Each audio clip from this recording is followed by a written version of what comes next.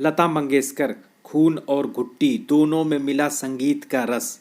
28 सितंबर 1929 इंदौर, मध्य प्रदेश। दीनानाथ और सेवंती मंगेशकर के घर पहली बेटी पैदा हुई और नाम रखा गया हेमा। दीनानाथ गायक थे और मराठी ड्रामा कंपनी चलाते थे। नाटक भाव बंधन में लतिका नाम के किरदार से दीनानाथ इतने प्रभावित हुए कि अपनी बेटी का नाम बदलकर हेमा से लता कर दिया। 5 साल की उम्र तक लता अपने पिता के सामने गाने से बचती थी। एक दिन अचानक पिता ने लता के गाने को सुन लिया। उसी दिन से उन्होंने तय कर लिया कि कल से लता को गाना वो सिखाएंगे। रोचक बात यह है कि लता दीदी अपनी ज़िंदगी में सिर्फ 2 दिन ही स्कूल गईं। संगीत की सारी शिक्षा दीक्षा घर पर ही पिता ने दी। अलग अलग भाषाएं भी उन्होंने घर पर ही सीखी। 16 दिसंबर 1941 लता दीदी पहली बार रेडियो माइक के सामने थी। रेडियो प्रोग्राम के लिए गाना गाया। लता दीदी पहली बार स्टूडियो में माइक के सामने थी। रेडियो प्रोग्राम के लिए गाना रिकॉर्ड हुआ और फिर शुरू हो गया 7 दशक का सफ़र। 24 अप्रैल 1942 लता जब सिर्फ 13 साल की थी तब उनके पिता दीनानाथ नहीं रहे। परिवार की सारी जिम्मेदारी अब लता के कंधों पर आ गई। लता के 4 भाई बहन थे, मीना, हृदयनाथ, आशा, उषा। की किल्लत की वजह से लता दीदी ने मराठी, हिंदी फिल्मों में छोटे छोटे रोल भी निभाए, लेकिन उन्हें जल्द समझ में आ गया कि वो एक्टिंग के लिए नहीं बनी है। माँ के पास लता की शादी का रिश्ता आया था, लेकिन लता ने खुद ही मना कर दिया। कहा कि अगर मैं शादी कर लेती तो मुझे अपनी जिम्मेदारियों को छोड़कर दूसरे के घर जाना पड़ता, इसलिए मैंने शादी करने से मना कर दिया। जी को अब पहली बार स्टेज पर गाने के लिए 25 रुपये मिले थे। यही उनकी गाने की पहली कमाई थी।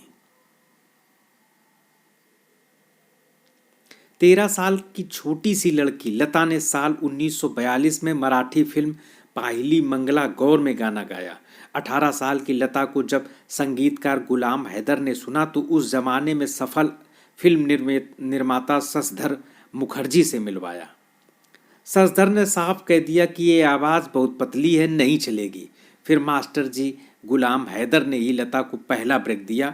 फिल्म मजबूर के गीत अंग्रेजी छोरा चला गया में लता ने गायक मुकेश के साथ गाना गाया। अब लता दीदी के पास काम की कोई कमी नहीं थी।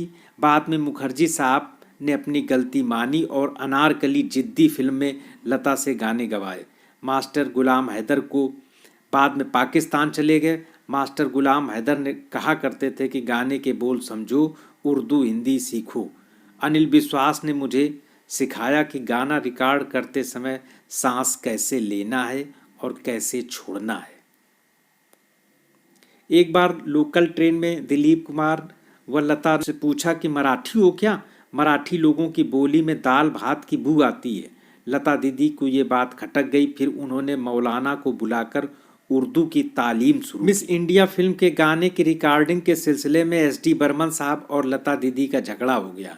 बर्मन साहब के मुताबिक लता दीदी रिकॉर्डिंग करके घर आ गई, लेकिन बाद में लता दीदी को बताया गया कि टेक अच्छा नहीं रहा, फिर से आकर गाना रिकॉर्ड करना होगा। बर्मन साहब ने लता से कहा कि अब हम तुमसे गाना नहीं लेगा।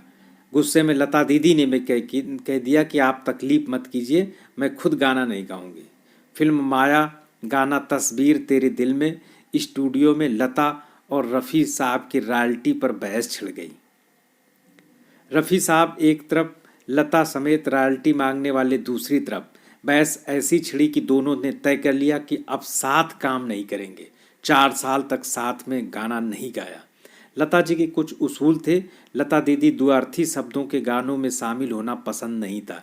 इसी कारण से उनके राइटर से लड़ाई भी हो जाती थी। लता दीदी को किसी ने जहर भी दे दिया था, लेकिन दीदी ने उस इंसान के खिलाफ कोई एक्शन नहीं लिया। इस दौरान ये भी अफवाह उड़ी कि लता दीदी अब कभी नहीं गा पाएंगी, लेकिन लता दीदी ने आवाज़ गाई।